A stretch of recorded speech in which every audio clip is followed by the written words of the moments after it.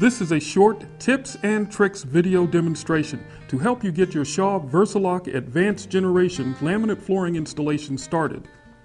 We are not going to cover the entire installation or preparation process in this video, just the basic mechanics of connecting the planks.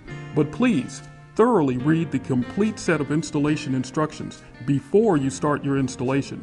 Important information concerning subfloor moisture limit requirements, proper subfloor surface preparation, flooring product acclimation, and underlayment installation methods will be found in those instructions printed on each box.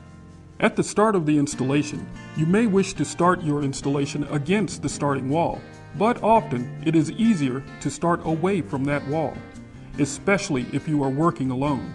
To start, you will assemble 3 or 4 starting rows well away from the wall, starting with the short plank tongue of the long side toward the starting wall.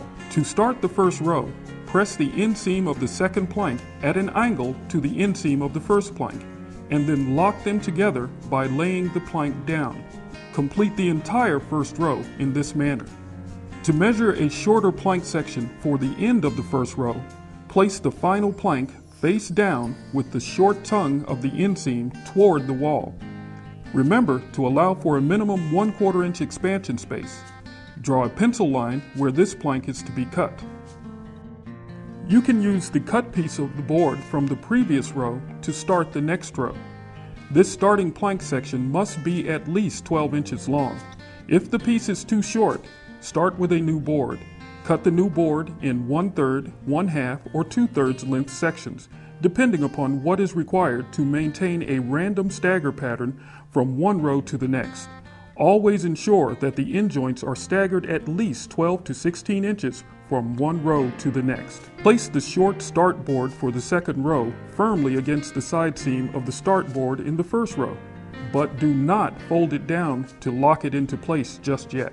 Attach the second plank of the second row to this first plank's inseam, but again, do not fold these planks down into the locked position.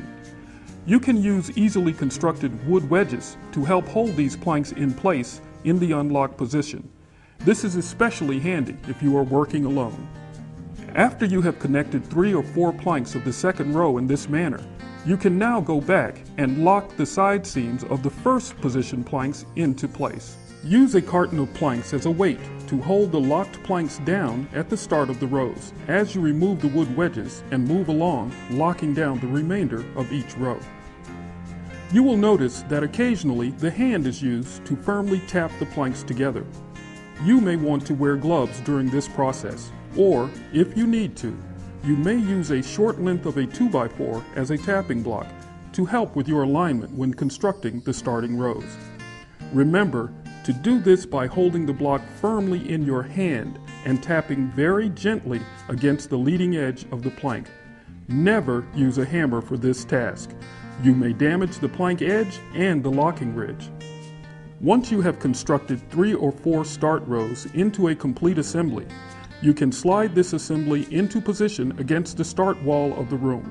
Remember to allow for proper expansion spaces and use the spacers to maintain those expansion areas along all walls and around any fixed objects within the flooring area. As you finish the rows in rooms with long spans, continue to stay 3 or 4 planks ahead of the locked side seam position planks as you finish the row. Use the wood wedges to help maintain the raised and unlocked plank positions until you are ready to lock the planks in place. Now you can continue to add additional rows using the same method of assembly by working on top of your start rows and pulling the planks toward you to position them before locking them into place. You should install planks from 3 different cartons at a time to ensure random appearance.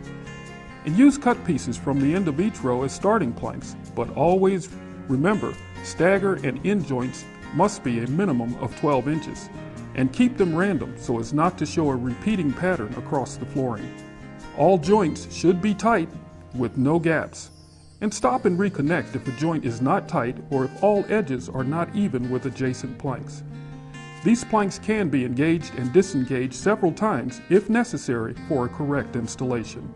That's the basics on connecting the planks for your new Shaw VersaLock Advanced Generation laminate flooring. Again, we urge you to thoroughly read the complete set of installation instructions before you start your installation. If after reading the complete set of installation instructions, you still have some questions, please call the Shaw Information Services hotline at 1-800-441-7429 for more information. If it's easier to remember this way, that number is 1-800-441-SHAW.